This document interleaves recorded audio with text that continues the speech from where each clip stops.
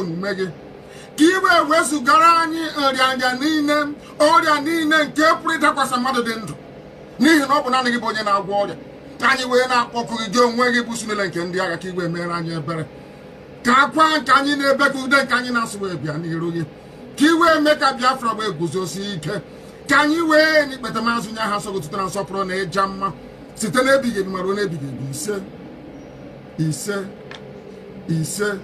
mma dịrị gị Chineke mma dịrị gị Chineke mma dịrị gị Chineke. Thank you so much for joining me on my program once again. I appreciate you wherever you are connecting from. If you have not subscribed to my channel, please kindly subscribe to my channel. Click the notification bell so that you'll be notified each time I upload a video. You will be among the first to receive it. Thank you so much. And remember, in this channel, we'll talk about the situation of the contraption called Nigeria, the intimidation of the indigenous tribe in Nigeria, and all the problems that the southeastern region, the Biafran land, is facing. That is what we'll discuss about. We are not talking down on anybody. We are not preaching any hate speech. We are not abusing or insulting anybody, but we are saying it the way it is. Saying exactly the truth and nothing but the truth. We are not adding and we are not deducting. We are not trying to be politically correct over here. We say it the way it is. That is the difference.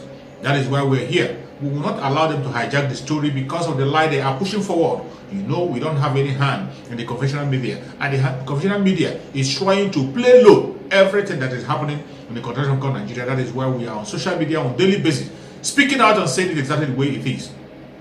And for you that is watching, please share the video. Share the video to every platform. Share it to your friends and families. Let them know what is going on in the contraption called Nigeria. This is the only way they can be informed.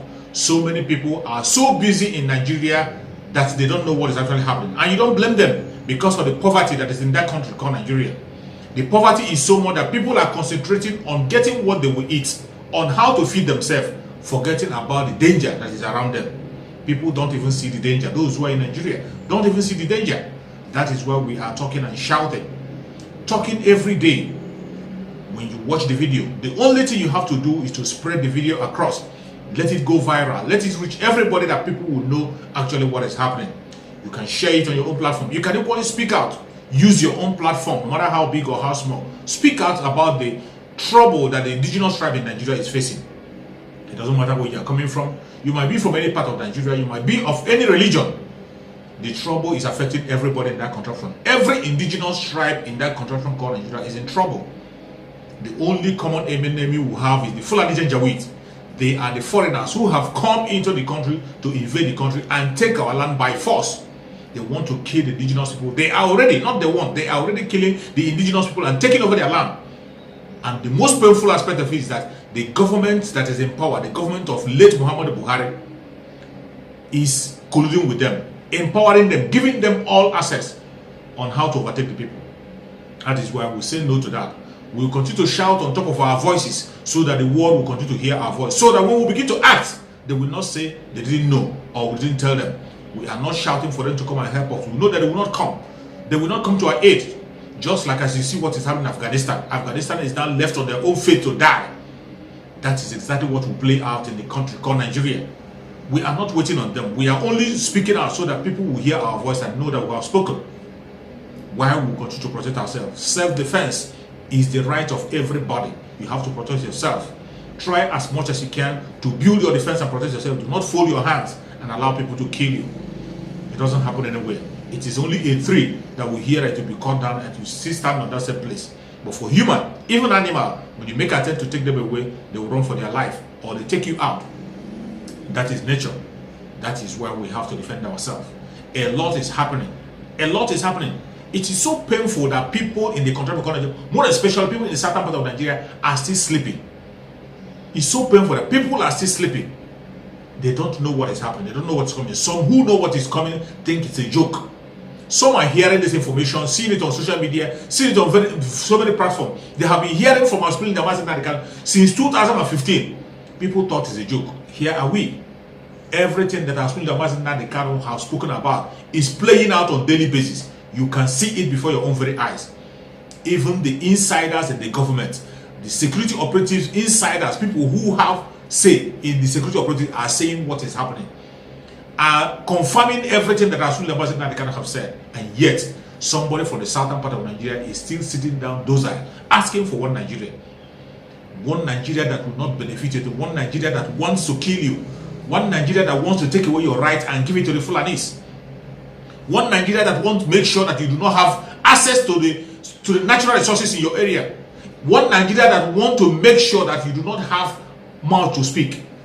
That is what you are supporting. More especially people from the southern part of Nigeria. Talking about election. Who are you going to elect? Electing another Fulani Janjaweed into power to continue to subjugate you, to continue to oppress you, to continue to take away your rights. That is what you are doing. It doesn't matter whom you've elected. He might be bearing your own name, he might be from your own community, he might be your own brother, but yet playing the script of the Fulani Janjaweed because they are the one who have written the constitution, who the constitution is working for. The constitution of Nigeria is not working for every indigenous tribe. It is working for the foreigners. Working only for the Fulani Janjaweed who are foreigners. That is why they don't care about what you are saying. You can see every time a law is being pronounced in Nigeria, even the law court, they do not obey the court. They don't obey the law. Who are there? Their AGF is a Fulani man. Attorney General of the Federation is a Fulani man. So, what do you want to say? The Chief Justice of Nigeria is a Chief Justice of the Federation is a Fulani man. They have destroyed the law, destroyed the country so much that you cannot be able to amend anything. You can't be able to amend anything. You go to the Senate, they are in charge. You go to the presidency, the script they are playing, even when they are holding their security meeting, they are using Hausa to hold their security meeting. You from the southern part of Nigeria have no say. And you are still folding your hand, thinking it is not a joke. It is not a joke. The only script, the only desire of the Fulani Janjaweed and the Muhammadu Buhari government is to make sure that Nigeria is Fulanized. Nigeria is Islamized. That is the only agenda. When we talk about it, people think it's just it is not a hate speech. This is a fact. A fact of what is on ground. To Fulanize Nigeria, that is the aim and objective of this very government that is in power. They are the one that have come to fulfill the desire of Othman Danfodio. That very assignment that Othman Danfodio have given them to dip their Quran into the sea. It is this regime that wants to do it by all means possible, and they are working towards it on daily basis. It is only people from the southern part of Nigeria that are sleeping. For the Fulani man, they are not sleeping. They are working day and night to make sure that Nigeria is Fulanized and Islamized by all means possible, and they are doing it. The reason why they are being slowed down is because of Biafra. It is only the Biafran people that are slowing them down. That is why they are mad at Asorock, KANU, because Asorock and KANU have done a lot to put a stop to the fulanization and Islamization of the southeastern region. They cannot penetrate that area. They can't. That is why they are taking war to the area. And if you think we are making noise when we talk about this Islamization and fulanization, I will remind you again, a security officer, an insider in the government, somebody who has worked for 35 years for your government, who have killed for the government, somebody who is insider has come to the national television to speak about it. That was the information that broke the whole bars, that made them come against channel television. An information that woke up everybody. We have been saying it for a very long time. People thought it's a joke. Fulanization and Islamization of Nigeria is the only thing they are pursuing as at now. They don't even care about the 2023 election you're talking about. It's none of their business, because it's not going to happen. What they are pursuing is Islamization. If you think it is a joke, listen to this man once again, what he said. If maybe you didn't hear him in other places where you have watched the video, now listen carefully to every word he had to say. Then you will know your fate in that contraption. It's not about sentiments. It's that there are a group of people in this country that feels that this country should be Islamized. This is a fact. I say you want me to start mentioning names of people in this government that we have interrogated. I was a member of an interrogation team, and I've interrogated a very high-ranking member of this government in 2007, 2008 on issue of Boko Haram. I interrogated him. He's in this government right now. And what was the issue? Boko Haram. And this senior officer was actually let go because he was found culpable. But right now he's in the government. You see, we must say the truth, because if you don't, This country is going down the precipice. We have been set back more than 60 years right now. We've gone back to the time before 1966 now. And whoever is coming back to repair this country has a lot of work to do. This country has never been polarized, so we cannot run away from it. We have never been this much polarized. I'm a federal person. My mind is federal. My brain is federal. My loyalty is federal. I do things for the federal government. So I cannot come here and try to be sentimental. No, I'm a federal person. So will your life be at risk now that they're hearing you? I don't care. I don't care. And my colleagues, they know me. Those people that are listening to me, they know me. I don't care. The issue is that this country is bigger than individual. That is the issue. This country is bigger than individuals. Buhari will come and go. Eliminating me or killing me will not solve the problem and will not add value. But he will come and go. And somebody must come and repair the damage to the psyche of this society, the damage to the polarization, to the nepotism that I've never seen in my life. I work with all these presidents. This is the worst situation I've found myself. And believe me, internet does not forget. I was part of the people that helped to bring Buhari to government because I believe in him. Have you worked with the government after that? After you helped bring the government? Oh, of course, I worked with him. We brought him in 2015, and I work as the Deputy Director of Defense Administration. And we have a lot of hope in him. And we actually are ready to do anything for him. What he has turned out over the years is shocking to us. I was in Harvard in 2014, in December, when the Department of State Services and CIA and others were contemplating about Buhari and other aspirants. I know what we did to convince the American government that the only person that can come and put this country right is Buhari. That was before the Lagos, APC, before they chose within. Right. And that was how Tinubu came in. We know what we did, but what he has done in the past 6 years is shocking. It's unprecedented. And it should not be allowed to be swept under the carpet because the damage to the psyche of this country is monumental. After hearing from this man, you can see that God have done everything he would do for Nigerians. Chukwu Okike Abiyama have done everything he would do for the indigenous tribes in Nigeria. He has done everything he would do from every southerner by revealing the true nature of what is happening and what is about to happen. He has revealed a lot. Chukwu Okike Abiyama loves them so much that he has made a revelation in the past through our Islamization KANU. And because of their stubbornness, he has put word into this man to come and speak for you, tell you what is about to happen. Yet, some people think it's a joke. People from the southern part of Nigeria are still playing around thinking it's a joke.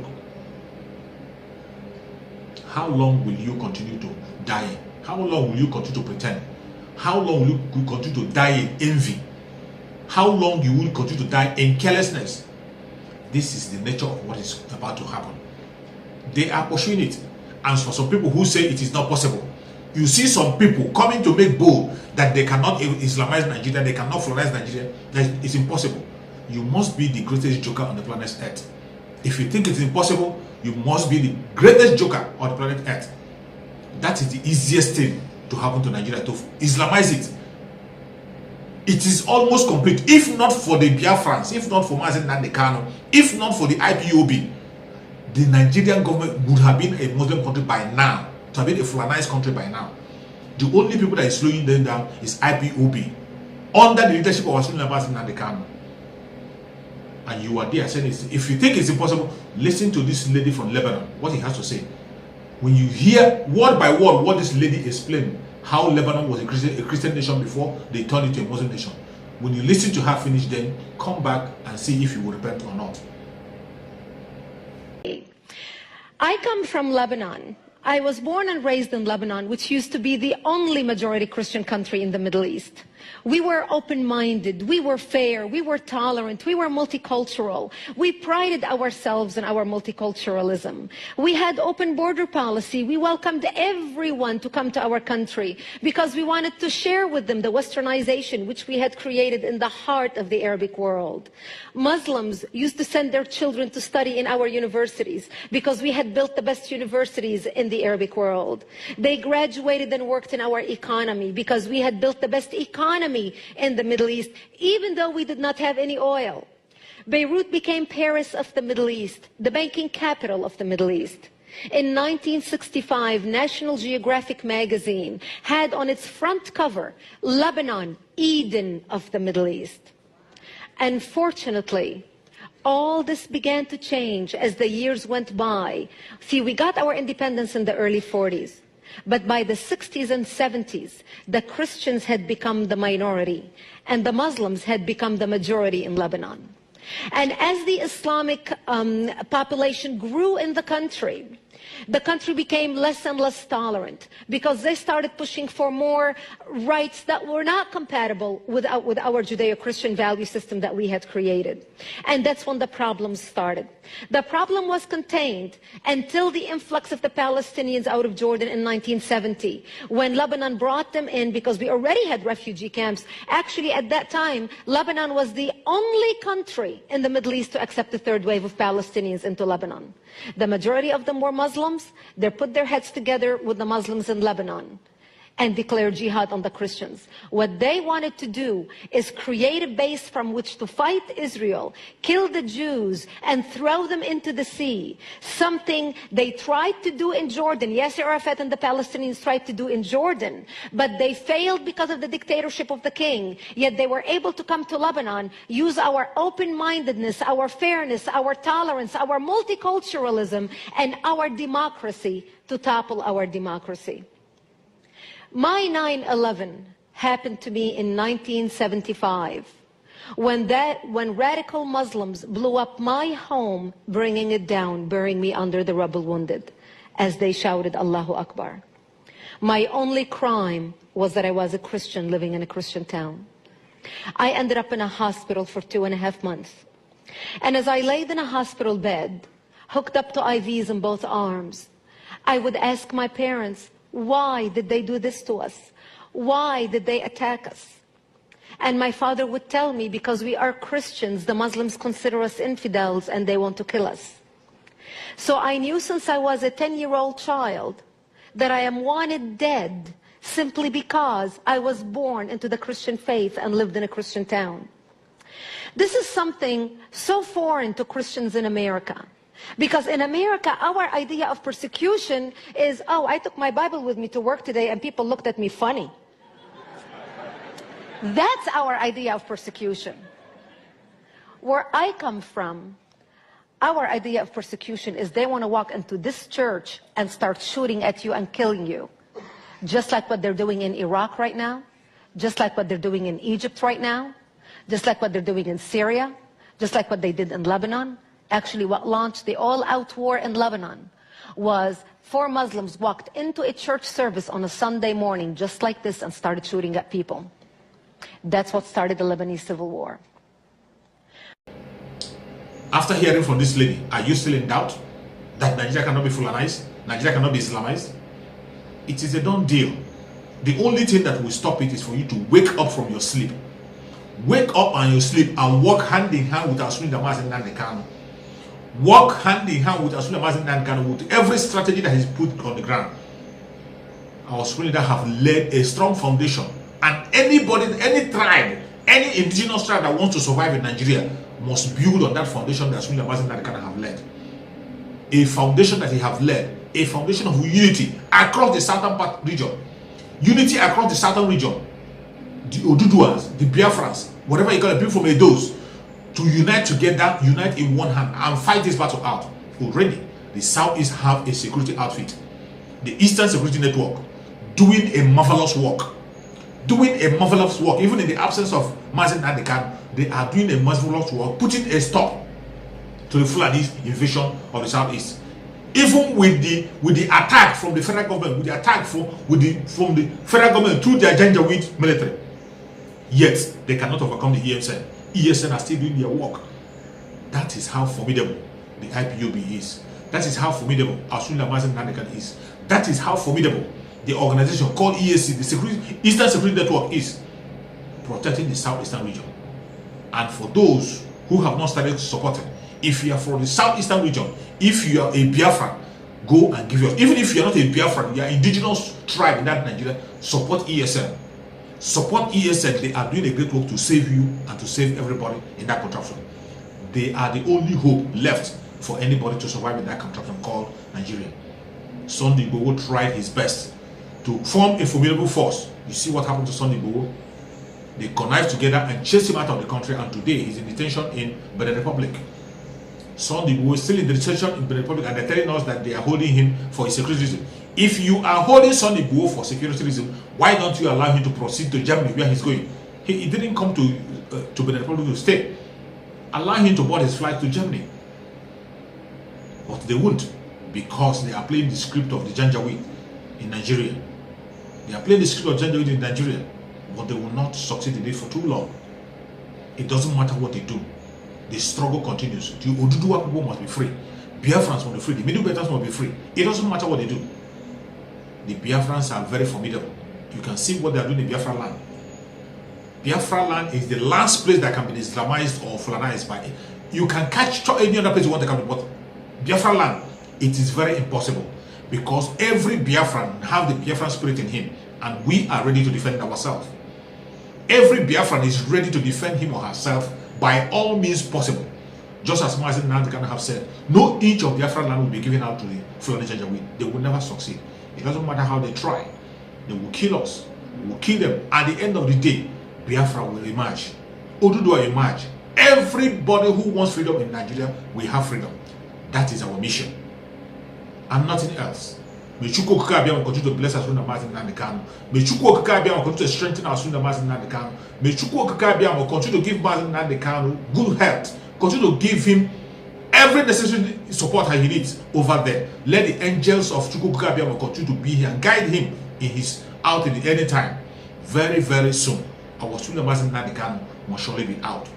I know that. I feel it. I can see him coming out. It doesn't matter what they do. Even the Janjaweed don't know when he's going to come out. They don't know how it's going to happen. But I see MAZI and KANU coming out with the flag of Biafra lifted high. Freedom is very close. That is why you have to double your effort. If you have not started fighting, fight harder. If you are fighting, double your effort. Whatever you are doing, double it. We are almost at the end of the road. This is not the time to slow down. It is not the time to look back, because we must surely have our freedom very, very soon. May Chukwu Okike bless everyone who is genuinely fighting for the freedom of his own people. Thank you so much, and remain blessed. Bye-bye. See you again on the next video.